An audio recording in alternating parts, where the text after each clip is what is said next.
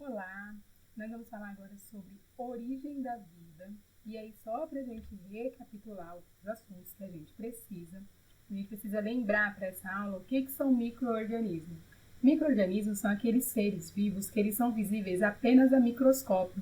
Então, quando a gente olha, a gente vê, por exemplo, uma bactéria na nossa mão, vírus, fungos, a gente não consegue ver porque ele não é visível a olho nu. A gente precisa de um microscópio para ver. Ah, professora, eu já vi numa placa de Petri bactérias. Sim, você viu uma colônia de bactérias, você não viu uma bactéria isolada.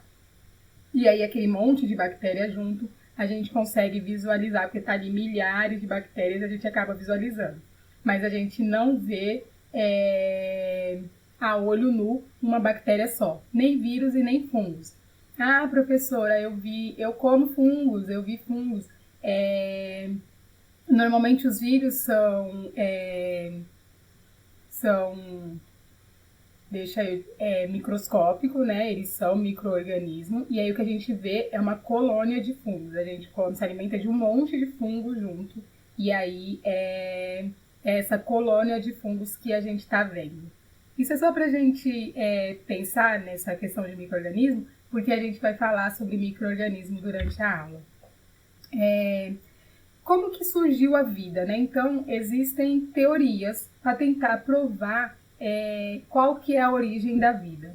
A primeira teoria que se teve notícia de que as pessoas falavam era a teoria da abiogênese. O que a teoria da abiogênese fala? Ela é também conhecida como a teoria da geração espontânea, ou seja, a vida surge de uma matéria inanimada, de algo que não tem vida. Vou mostrar uma imagem para vocês para explicar melhor. Helmut, ele pegou uma caixa, colocou trigo e colocou uma camiseta suada. E aí ele percebeu que com 21 dias surgia ratos. E ele reproduziu esse experimento várias vezes e sempre tinha rato lá. Sempre que ele olhava, no 21º dia, tinha rato lá dentro. Às vezes ele olhava e tinha antes, às vezes ele olhava e tinha depois. O que ele concluiu? Que precisava da camiseta suada, porque na camiseta suada o suor era o princípio de vida. E aí isso esse suor fazia com que surgisse um rato lá dentro dessa caixa. Hoje, com o conhecimento que a gente sabe que os ratos provavelmente, né, foi lá antes de 21 dias, se alimentou do trigo, ia embora, voltava, sabia que lá tinha trigo, voltava mais vezes. E aí ele deu, essa sorte de sempre que ele olhava no 21º dia, tinha um rato lá. Mas se ele olhasse no terceiro, se ele ficasse ali olhando, sempre ele ia ver que ia ter rato ali. Porque os ratos vêm, tanto por causa do cheiro do suor, que atrai eles, porque ali vai ser um ambiente úmido e quente, né? A camiseta vai esquentar o corpo dele. Tem umidade, né? É ótimo pra gente essa umidade. A gente precisa, né? De um ambiente úmido e ainda tinha alimento. Então, os ratos chegavam dentro dessa caixa em busca disso. Mas, durante muito tempo, se acreditou na teoria da biogênese, acreditou que a vida surgia espontaneamente. Aí o Redi falou bem assim, nossa, mas é muito estranho, né? Esse negócio da vida surgir espontaneamente. Então, ele pegou 2 frascos, colocou restos de carne dentro desses frascos. Um ele tapou, ele vedou esse frasco, e o outro ele deixou aberto. E aí, esse que ele deixou aberto, ele percebeu que surgiam larvas de mosca ali dentro daquele experimento aberto. E no que estava fechado, não surgia. Então, Redi concluiu. Ele falou bem assim, a vida, ela não surge espontaneamente. Quando a gente vê nesses lugares, quando a gente faz esses experimentos e percebe o surgimento de vida, é porque a gente deixa esse experimento que a gente faz aberto. E aí, se nosso experimento está aberto, as moscas vão lá, posam naqueles restos de carne, deixam as suas larvas e vão embora. Depois de alguns dias, a gente começa a ver moscas ali próximo voando, porque estava aberto e foram as próprias moscas que pousaram lá, deixaram os seus ovos e foram embora. Então, ou ficam por ali mesmo, né? Você dificilmente vai, mesmo se você espanta a mosca, né? Logo elas voltam. e no fechado não tinha isso. Então o Redi falou bem assim, não, a vida não surge espontaneamente. E aí, a partir desse experimento, surgiu a teoria da biogênese, que fala que os seres vivos eles só podem nascer a partir do processo de reprodução de outros seres vivos. Essa reprodução ela pode ser uma reprodução sexuada, ou seja, quando tem um encontro de gametas masculino e feminino, mas ela pode ser também uma reprodução assexuada. No entanto, ele se reproduziu, né? Ele foi gerado através de uma outra vida. Ele não surgiu espontaneamente. Uma vida reproduziu outra vida. E é essa teoria que a gente acredita, né? Essa teoria que a gente conseguiu provar que é a teoria certa, né? Que é a teoria da biogênese. Aí, o João T. Nigma, ele queria descobrir, né? Como que era isso. E aí, ele foi lá e ele descobriu, além disso, além dele ter feito lá o experimento de Redi, em outras condições, ele descobriu também os micro-organismos. Como que ele fez? Ele pegou um frasco, colocou coisas nutritivas, caldo de galinha, suco, e aí ferveu isso para retirar, né? A gente ferve para retirar qualquer princípio de vida. Depois ele fechava com uma rolha. Quando ele fechava com uma rolha, depois de um tempo, ele percebia que aquele caldo ele ficava turvo. Se esse caldo ficava turvo, você tem alguma coisa ali dentro. E o que era essa coisa que você tinha lá dentro? Micro-organismos. Você tinha principalmente o crescimento de bactérias e fungos dentro desses frascos. O que o Nigma fez se o frasco dele estava tapado? Como que chegou o micro-organismo? Primeiro porque ele usou uma rolha, e aí pelas aberturas da rolha podia entrar micro-organismo. Depois porque ele não fez nenhuma esterilização nessa rolha, então mesmo que se não fosse só a rolha, mesmo se a rolha fosse vedada, como ele não esterilizou isso, os micro-organismos que estão aqui na rolha vão chegar, pode demorar, mas vão chegar aqui nesse caldo nutritivo. Então, ele precisaria tapar isso aqui com alguma coisa também esterilizada. Quem teve essa ideia de tapar a coisa com alguma coisa também esterilizada foi o Spallanzani. Spallanzani fez o mesmo experimento que o T. Nigma, mas ele vedou a boca dos tubos com fogo, né? Então ele pega o próprio vidro, ele esquenta e veda. E aí, mesmo depois de muito tempo, você percebe que você não tem crescimento de micro-organismo. Outra coisa que o Spallanzani fez diferente do Nigma, ele deixou fervendo por mais tempo, que ele percebeu que enquanto mais tempo você fervia, menos chances você tinha de crescer alguma coisa.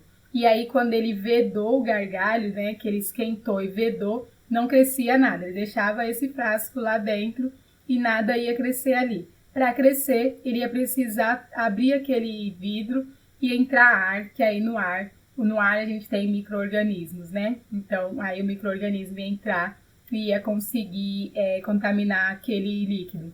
Fora isso, aquele líquido ia ficar ali, ia permanecer ali. Com isso, Pasteur falou bem assim, nossa, se esses líquidos ficam muito tempo livre, então a gente pode aplicar calor nos alimentos e fazer com que esses alimentos permaneçam numa validade, né, que tem um prazo de validade ainda maior. Se vocês pegarem esses alimentos industrializados que vocês comem, principalmente líquido que vem em caixa, ele está escrito lá, pasteurizado. Leite, suco, você pode colocar lá na caixinha que está lá. Vem escrito leite UHT pasteurizado. Por quê? Porque eles fizeram o que o Pasteur falou. O que o Pasteur fez? Ele pegou um vidro, e aí ele pegou um vidro de um gargalho longo, aplicou calor nisso e deixou o líquido descansando. Esse líquido não entrava em contato com o pescoço, não fazia nada. E ele percebeu que durante muito tempo não havia contaminação. Já se ele quebrasse esse pescoço, o líquido se contaminava. Por quê? Porque o ar chegava ali muito mais fácil. Ou se ele mexesse o vidro, isso também contaminava. Por quê? Porque essa abertura aqui do gargalho, ela tá aberta, então aqui entra ar. O ar tem muita dificuldade, vai ter muita dificuldade de chegar aqui, né? Aqui, se a gente deixar por um longo tempo, a gente vai perceber que vai contaminar também, porque uma hora o ar vai acabar chegando aqui.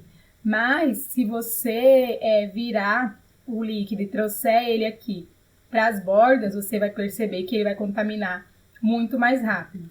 Por isso que os líquidos, né, que esses líquidos industrializados que vocês comem, que vocês tomam, ele tem uma data de validade muito grande e ele vem extremamente vedado, né? Um leite, por exemplo, você abre, depois tira, se for aquele de abrir assim, você tira mais algo de alumínio, ou ele é na caixinha todo fechado, você precisa cortar essa caixinha. Por quê? Porque essa vedação, ela precisa existir. Coloca-se esse líquido a uma temperatura extremamente alta e depois resfria, né? O Pasteur não tinha feito o processo de resfriamento, no entanto, chama pasteurização, porque o Pasteur foi a primeira pessoa a falar sobre isso, de que o líquido não ia contaminar se você esquentasse, deixasse ele vedado.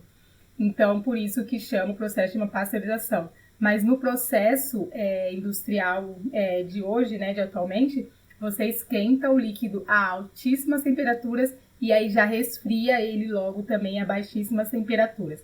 Retira todas as bactérias, né, todos os micro-organismos desse líquido. E aí, além disso, ainda esses alimentos eles têm conservantes, têm aditivos químicos para ele também prolongar o seu tempo. E aí é por isso que dentro de um leite, uma caixinha de leite, às vezes dura até 1 ano, né? De 2 anos, sei lá. Se você pegar um leite de vaca, diretamente, né? Tirar diretamente da vaca e guardar esse leite, mesmo que na geladeira, você vai perceber que, sei lá, 5 dias ele já começa a talhar, até antes disso. Então, foi desenvolvido um processo para que isso demorasse, né? Para que isso ficasse por mais tempo. Tá bom, professora, mas o que isso tem a ver com a origem da vida? Vamos lá. Existe uma teoria que chama a teoria do Big Bang. O que é a teoria do Big Bang? A gente tem um universo, né? E as pessoas querem saber como esse universo surgiu. Então, o que se acredita é que teve uma explosão. Então, teve uma explosão no universo. Isso expandiu em uma massa compacta. Isso demorou por volta de 15 bilhões de anos. E aí a gente formou o universo. Formou dentro desse universo também o planeta Terra. O planeta Terra era extremamente quente, né? Não tinha condições de ter vida naquele lugar, porque era um lugar extremamente quente, tinha muitos vulcões, né? Muita erupção de vulcão, então era um lugar muito quente.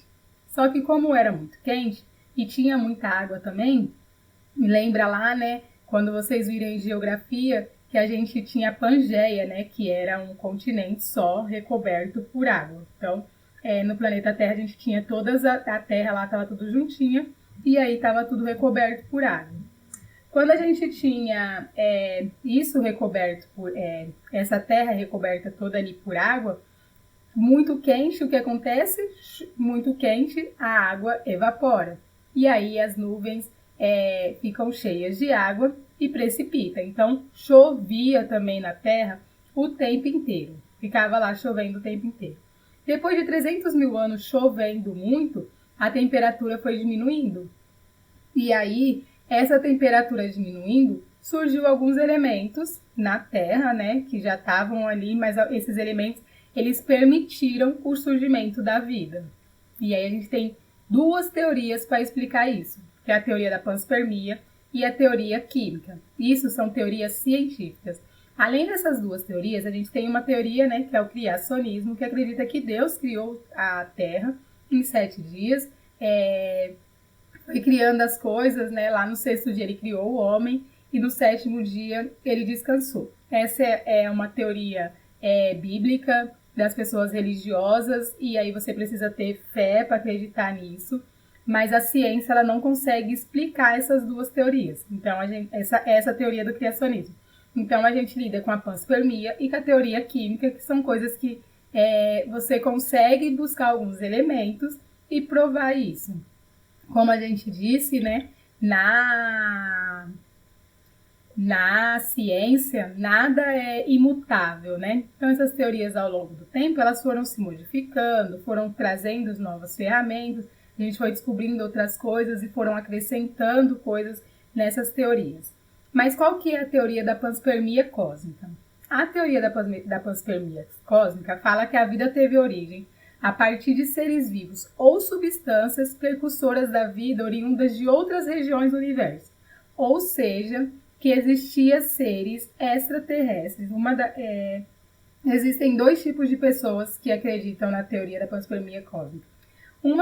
Um tipo de pessoa são as pessoas que acreditam que os extraterrestres vieram na Terra, deixaram vida na Terra e foram embora. E outras pessoas que acreditam, né, que quando a gente tinha esse monte de... lá no ambiente terrestre, no ambiente primitivo da Terra, a gente tinha muita chuva de meteoro também, né? A gente tem, por exemplo, os meteoros chegaram aqui e destruíram, inclusive, os dinossauros. Então, já caiu muito meteoro aqui na Terra. O que algumas pessoas da teoria da panspermia cósmica acreditam é que alguns desses meteoros que chegaram aqui trouxeram substâncias químicas inorgânicas e aí dentro da Terra essas substâncias químicas se transformaram em substâncias orgânicas e foram se desenvolvendo. Ou existe ainda quem acredita que eles, junto com esses meteoros, esses meteoritos, já veio também, como que eu posso dizer? Já veio também a substância química orgânica. E aí era só se desenvolver em um ser vivo. Além da teoria da panspermia cósmica, a gente tem a teoria da evolução química ou molecular. Essa é a teoria mais aceita dentro da biologia. No entanto, eu vou falar para vocês depois sobre as duas. O que a teoria da evolução química fala? Que a vida surgiu a partir do processo de evolução química de compostos inorgânicos. Esses compostos inorgânicos eles deram origem a moléculas orgânicas e depois as primeiras e mais simples formas de vida. O primeiro ser, eu vou mostrar para vocês, o primeiro ser acreditava que era algo muito simples, muito, muito, muito simples. E aí, com o tempo, com milhões de anos, esse ser foi evoluindo até a gente chegar às formas de vida que a gente tem hoje.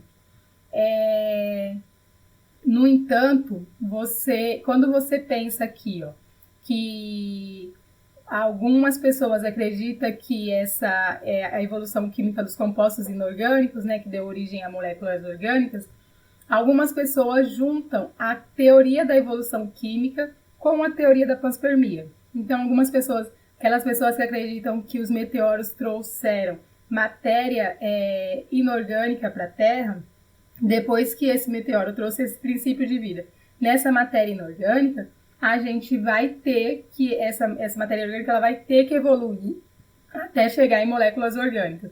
Essa evolução só é explicada pela evolução química. Então, pela teoria química. Então, algumas pessoas juntam os dois. Acredita tanto em panspermia quanto em evolução química. Acredita que os meteoros trouxeram esses compostos inorgânicos para a Terra e que aí depois esses compostos inorgânicos foram evoluindo em compostos orgânicos, em moléculas orgânicas, até a gente dar origem à vida.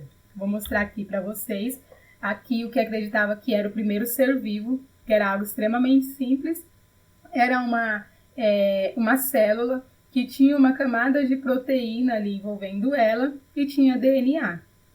A gente vai falar que isso é uma bactéria, na verdade não, né? Um coacervado, mas isso é extremamente simples, extremamente, muito, muito, muito, um tipo de vida muito simples. Então, é o que a galera chamava lá dos coacervados. Vamos aqui.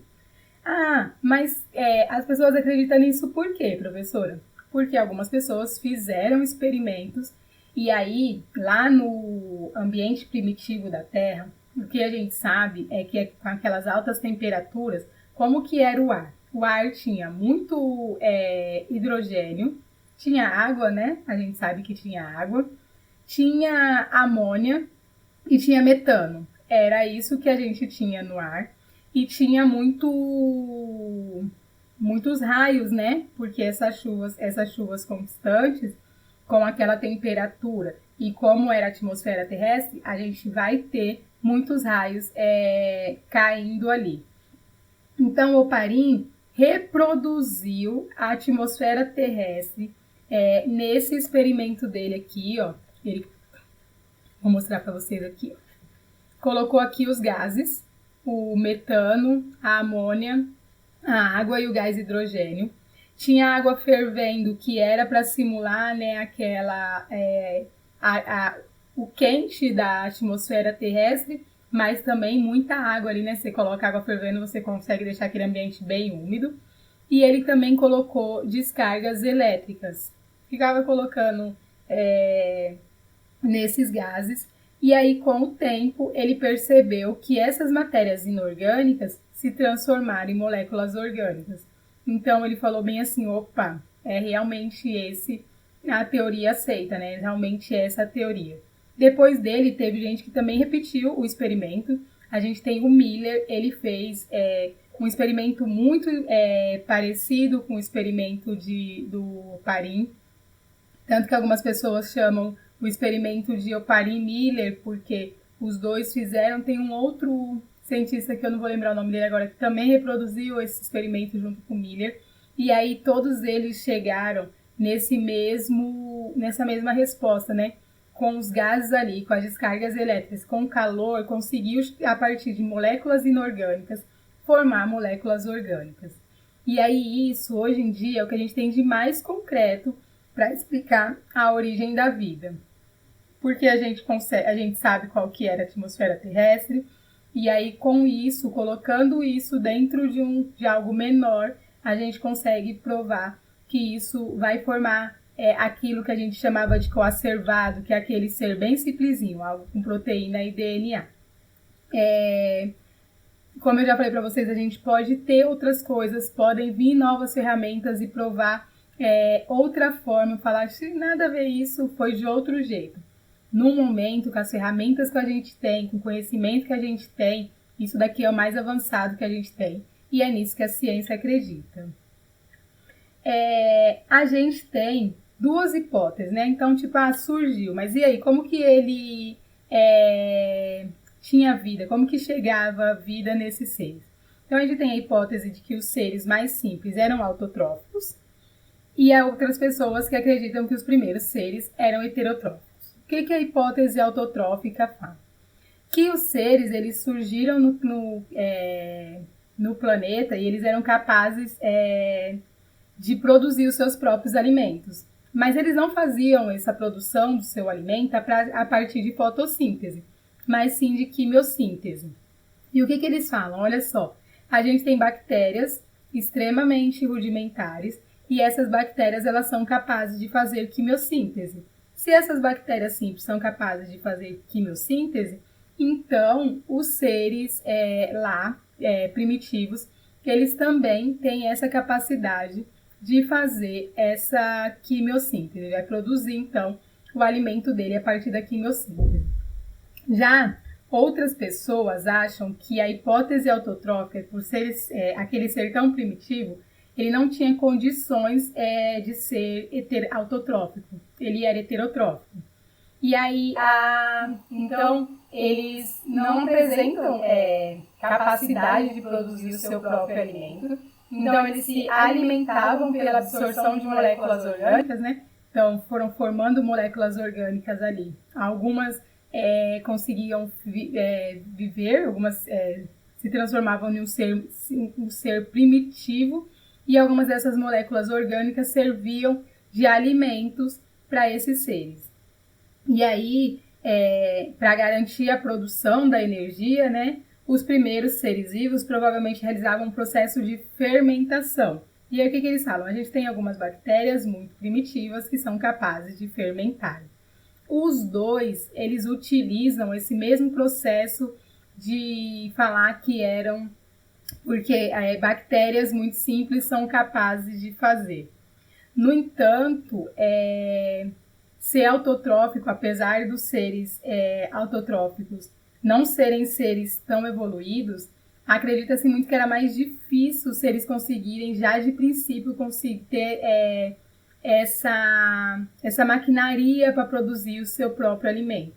Então, tem muito mais gente dentro da ciência que acredita na hipótese heterotrófica do que na hipótese autotrófica. E aí acredita-se que os seres, por exemplo, eles eram heterotróficos, com o passar do tempo eles foram evoluindo, e aí eles ficaram autotróficos, e aí depois disso separou, os mais evoluídos são heterotróficos e os menos evoluídos são autotróficos. A gente tem seres menos evoluídos, que são heterotróficos, e seres mais evoluídos, que são autotróficos, mas na cadeia da evolução, no geral, como você olhar, quando você vê lá o topo, por exemplo, os mamíferos, eles são heterotróficos, e ali todo mundo do reino Plantae vai ser autotrófico. Aí a gente vai ver quando a gente vem reino Plantae lá no segundo ano, que não é bem assim, né? Que não é todos os seres heterotróficos que... Não é todo mundo do reino Plantae que é autotrófico. Mas é uma exceção só. Então a gente normalmente fala lá, contextualiza o reino Plantae como sendo autotrófico, porque a gente só tem uma exceção. Era isso que eu tinha para dizer para vocês. A gente vai fazer algumas pesquisas, vocês vão trazer alguns pontos de vista, e aí a gente vai ver, né, o que é isso. Por enquanto, eu só gostaria de agradecer vocês pela atenção, e a gente se vê logo mais.